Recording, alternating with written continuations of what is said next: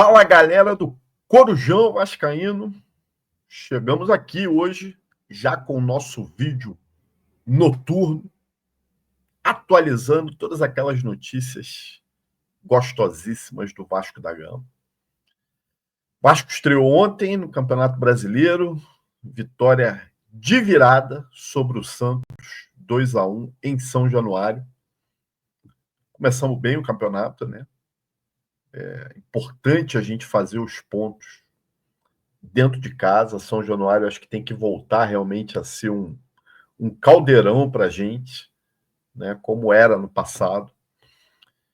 E acho que você começar um campeonato tão longo com uma vitória dá moral para a equipe. E o Vasco tem a estreia agora na Sul-Americana, na quarta-feira contra o Melgar, lá no Peru, às 19 horas. O Vasco já viajou, voo fretado direto para o Peru, e a gente vai falar daqui a pouco sobre isso. Em relação ao jogo de ontem, um fato curioso é que o Vasco conseguiu, já na estreia, ter o seu recorde de público batido em relação ao ano passado, de 2024. Ano passado, o jogo em que o Vasco mais colocou gente lá no estádio foi contra o Corinthians, que deu 18.421 pagantes, com uma renda aproximada aí de R$937 mil. E ontem, no jogo do Santos, foram 19.550 pessoas, com uma renda aí que passou de R$1.400.000. Evidentemente, houve um aumento no valor dos ingressos, mas a gente conseguiu colocar mais gente, mais torcedores lá em São Januário, né? Então, isso é um ponto positivo. Acredito que seja praticamente a carga máxima aí de ingressos que a gente vai poder colocar no estádio. Está se discutindo aí a realização do clássico contra a Mulambada em São Januário, e o pessoal da Polícia Militar já disse que para liberar teria que ser torcida única. Pelo Vasco, sem problema. Colocamos torcida única e vamos tentar ganhar dos caras dentro de casa. Em relação ao jogo, nós discutimos bastante ontem na live que a gente fez, nas 22 horas, mas se a gente pode complementar alguma coisa, eu acho que foi o conjunto, né? O Vasco funcionou bem no segundo tempo, com o conjunto, né, com o time inteiro, e poucas vezes a gente viu as peças que saíram do banco resolvendo um jogo para a gente. E ontem a gente teve, no segundo tempo, uma evolução, né, em relação ao primeiro tempo dos nossos laterais, né, atuaram melhor, se soltaram mais, e tanto que o primeiro gol, né, sai do cruzamento do Piton, né, que vai lá no Verratti, o Verratti consegue cabecear de volta para a área e o Nuno faz o gol. E depois teve um lance no outro cruzamento do Piton que o Verratti deu um chute de cabeça praticamente, e o goleiro fez uma defesa que provavelmente, cara, eu acredito que vai ser uma das defesas mais bonitas desse Campeonato Brasileiro. Eu acho que poucas defesas vão barrar essa que o goleiro Brazão fez ontem, de puro reflexo. Uma defesaça mesmo. Acho que até o Verratti cumprimentou o goleiro lá depois. Porque eu, quando vi aquele lance, para mim já era gol. E aí depois o Payet, que saiu do banco, né, conseguiu botar uma bola na cabeça do Verratti. Daqui a pouquinho a gente vai falar do Payet. Bom, de se lastimar em relação a ontem, foram as declarações do presidente do Santos, dizendo que o Santos tinha obrigação de ganhar os 3 pontos em São Januário. O presidente que é meu xará, né, Marcelo Teixeira. Porra, presidente, o Santos saiu da Série B. Se o senhor for olhar o plantel do Santos, o Santos vai brigar para não cair. De Mateu, o Neymar e o Soteldo que não jogaram, é verdade, que são os 2 melhores jogadores dos caras. Agora, primeiro, o Neymar vai conseguir entregar o que se espera? O Neymar vai ficar até o final do Campeonato Brasileiro? Provavelmente não. O contrato dele é de 3 meses. Não acredito que vai renovar. O Soteldo é outro que vive machucado. É irregular também. Então, se o Santos não se reforçar, é time para não cair. É time para brigar pelo rebaixamento, melhor dizendo. E aí o presidente vem cantar essa marra toda, que é para ganhar em São Januário. Porra, cara, vem da Série B. Porra, sossega teu faixa aí, segura tua onda aí. E o outro foi o tal do jornalista Sormani, que é um bobalhão, é um babaca, fala merda pra caramba.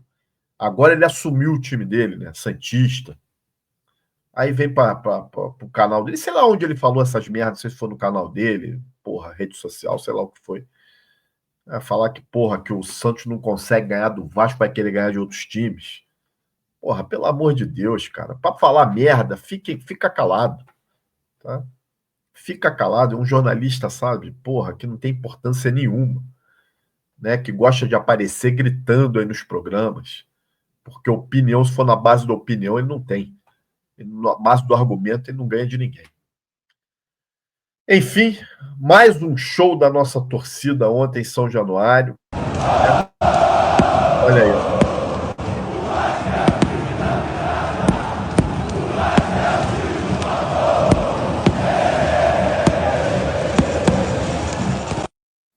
Por isso que eu falo, cara, os jogos em São Januário, com essa torcida empurrando, claro que a gente sabe que ganhar todos os jogos em São Januário vai ser difícil, mas, porra, a gente tem que. A maioria a gente tem que ganhar. 80% nós temos que ganhar, pelo menos. Porque essa torcida empurra o time. E um time igual o nosso, que é um time que é fraco, né? Já foi pior, melhorou um pouquinho, mas ainda é um time limitado, com limitações. A torcida é um jargão velho, mas que para a nossa torcida funciona muito bem. É o 12º jogador. Sem dúvida que é. Bom, o Vasco soltou a nota dos relacionados para o jogo contra o Melgar, na quarta-feira às 19 horas, e chama atenção aí, né, o reaparecimento do Souza, o reaparecimento do Lucas Oliveira e do Sforza, que não foram relacionados para o jogo contra o Santos.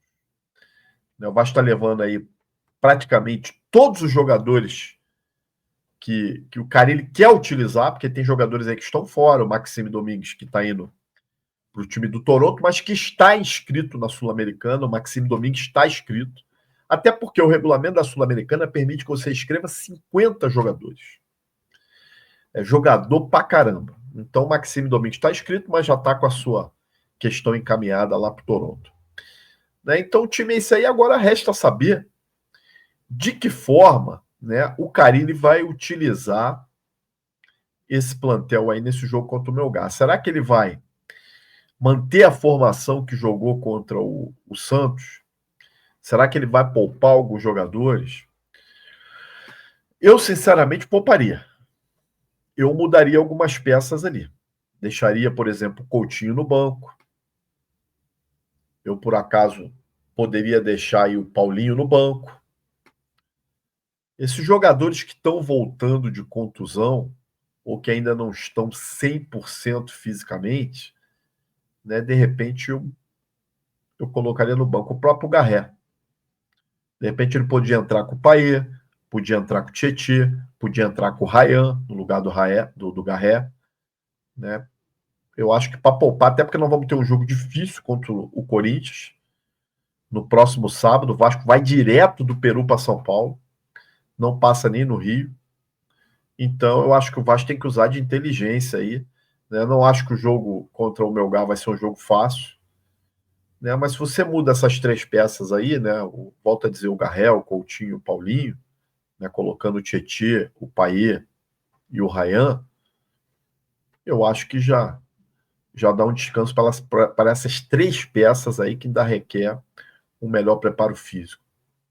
Né? Mas não dá para mexer muito. Né? O fato é esse. Não dá para mexer muito porque descaracteriza muito o time e está arriscado a gente chegar lá e perder. Né? Por exemplo, eu não mexeria na zaga, manteria o JV e o Maurício Lemos, até para dar um pouquinho mais de ritmo para o Maurício Lemos. Se cansar, troca no meio do jogo. Né? Por exemplo, os laterais. O PH ainda tem o Puma para trocar. Talvez seria uma boa para dar uma segurada no gás do PH durante o jogo. Agora o Piton. Porra, não tem reserva. O Hugo Moura é um cara que também merecia ser poupado, mas vai botar quem para fazer a primeira volância? Vai pôr o Souza? Vai pôr o Cocão? Porra, complicado. Né?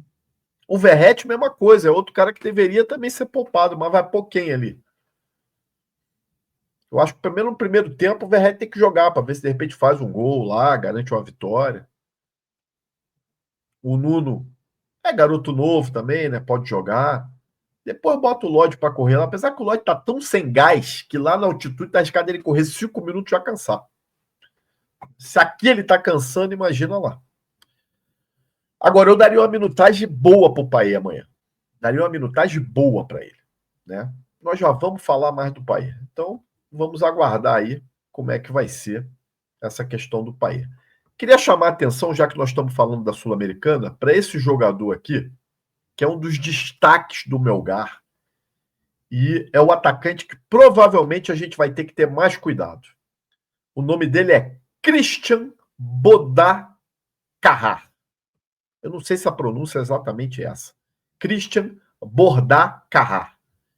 Ele é um argentino, ele joga de ponta direita, não é garoto não, tá? Tem 33 anos, 1,80 m, é um cara que já jogou inclusive de centroavante, chega muito na área, principalmente na bola aérea, né? E o Melgar, pelos lances que eu vi, faz muito gol de bola aérea.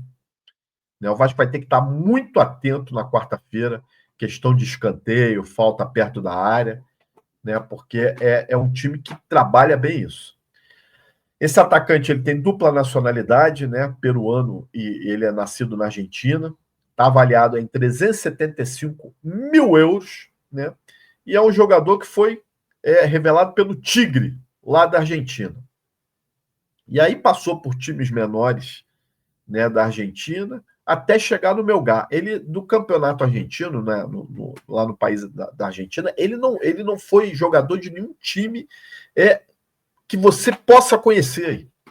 Né, os times que ele passou, vou dizer aqui, ó, Tigres, Chacarita, Júniors, Los Andes, Brown, Ferro, ou seja, ninguém conhece esses times, nem eu, nem vocês. Né? O Melgar é o time mais conhecido que ele já passou. E ele está lá desde 2021. Então, ou seja, está indo para a quarta temporada. É um jogador que a gente precisa estar atento em relação a ele na quarta-feira. Tá? Eu coloquei uma informação hoje no X do Corujão que eu ia trazer aqui algumas coisas sobre o Jean Davi. Né? Jean Davi não foi relacionado para o jogo contra o Santos e não foi relacionado para o jogo contra o Melgar. A questão do Jean Davi é a seguinte: o Vasco recebeu 3 propostas pelo Jean Davi. Né? 2 propostas são de times do campeonato americano e uma proposta de um time chileno. Né? Essas propostas elas não são de agora, elas são antigas. A de um time americano foi agora, né, no último mês, no mês de fevereiro. E o fevereiro ou março, agora eu não estou me recordando se foi fevereiro ou se já foi dentro do mês de março. O fato é que o grandíssimo Jean Davi, né, e seus empresários aí, não gostaram de nenhuma proposta, até porque o que pega é a questão salarial. Né? Hoje ele ganha um salário no Vasco em que nenhum desses times aceita pagar. E o Vasco também, nesse momento, até agora, não sinalizou ajudar a nenhum desses times a pagar, por exemplo, metade do salário, 40% do salário. O fato é que o Vasco já comunicou aos seus representantes que ele não vai ser utilizado. É um jogador que já tem uma certa idade, então o Vasco está tentando induzir, né, com que realmente aceite uma transferência, nem que seja por empréstimo, talvez com uma opção de compra aí. Né? O Vasco, Carille já deixou claro que não vai utilizar o jogador. Como já tinha deixado claro que não ia utilizar o Maxime Domingues. Como já deixaram claro que não vão utilizar o Capasso. Então o Vasco tenta a saída para esses 3 jogadores aí. O Maxime está encaminhado para o Toronto. Né? O Capasso é basicamente a mesma situação do Jean Davi. Recebeu propostas, mas não quis sair. E o salário do Capasso é bem menor do que o Jean. A questão do Capasso mesmo é que o jogador e os empresários do jogador gostariam que ele continuasse no Vasco. Acha que aqui ele vai ter mais visibilidade, vai conseguir algo melhor. né? Não chegou nenhuma proposta que brilhasse os olhos do Capasso. E o mesmo está acontecendo com o Jean Davi. Vamos ver como é que vai ficar essa queda de braço aí em relação a esse jogador. O fato é que o Vasco se mete em cada uma, traz cada jogador merda. E lembrando que o Jean Davi e o Maxime Domingues foi elogiado pelo presidente Pedrinho, né? E, porra, já vimos como é que é. Então, você vê, lá no México, que ele fez uma excelente temporada, fez excelentes temporadas lá, o Jean Davi não recebeu proposta nenhuma. Do Chile mesmo, que é o país dele, ele recebeu uma proposta. Ou seja, da onde o cara da onde o cara jogou bem, nego não quer ele. Por isso que eu falo, gente, você contratar jogador ruim, você arruma vários problemas. Primeiro que ele é uma merda, não vai te ajudar nada em campo. Segundo, se tu quiser depois repassar ele, tu não consegue. E com agravante no Vasco, trazendo para um salário absurdo. O Jean Davi já é da gestão Pedrinho. Porra. Salário alto do jeito que esse cara ganha é brincadeira. Bom, nós colocamos na capa do nosso vídeo hoje a questão do Payet, que a partir de agora ele tem 10 jogos antes do fim do contrato. Né? Contagem regressiva para o Payet. E tem muita gente, hoje a gente viu nas redes sociais aí, falando do Payet, que o Payet tá magrinho, que o Payet tá fininho, que ele foi decisivo no jogo de ontem, e realmente foi, para mim foi. Né? Afinal, ele colocou a bola na cabeça do Verratti. E muita gente já questionando se não seria a hora, o momento ideal, se não seria vantajoso, interessante, propício renovar com o Payet. Eu vou dar minha opinião aqui. Para mim, não. Trouxe em vídeo semanas atrás aí, dizendo que o Payet já era, que o Vasco não ia renovar com o Payet. E a intenção da diretoria é não renovar. É não renovar. Eu acho que para ver uma mudança disso, o Payet tem que fazer chover nesses últimos 10 jogos. Coisa que ele não fez até agora. É impossível? Não, não é. É provável? Eu acho que não. Payet aceitaria uma redução salarial de 1.600.000? Será que ele vai reduzir esse salário para poder ficar? Aí depende muito dele. Eu acho que se ele realmente mostrar em campo utilidade nesses 10 jogos e aceitar uma redução salarial, pode ser que a diretoria mude de opinião. Eu digo, pode ser. Nesse momento, eu garanto para vocês, Payet vai fazer os seus últimos 10 jogos e chegar no início de maio, ele vai embora. Agora, no futebol, meus amigos, não dá para cravar 100% nada. A gente já viu mudar muita coisa. Bom, é questão da gente aguardar. Vamos torcer para o Vasco chegar bem lá no Peru e conseguir se adaptar à questão da altitude e fazer uma boa apresentação na quarta-feira. Melhor, claro, seria uma vitória, mas eu acho que o empate lá não é tão ruim assim, não. Tá? Vamos aguardar. Se você gostou desse vídeo, peço que compartilhe aí no seu grupo, nos seus grupos de WhatsApp. Deixe seu like para fortalecer o canal. Se inscreva no Corujão e vire membro para você poder participar de uma das nossas lives de membro e também entrar no nosso grupo do WhatsApp.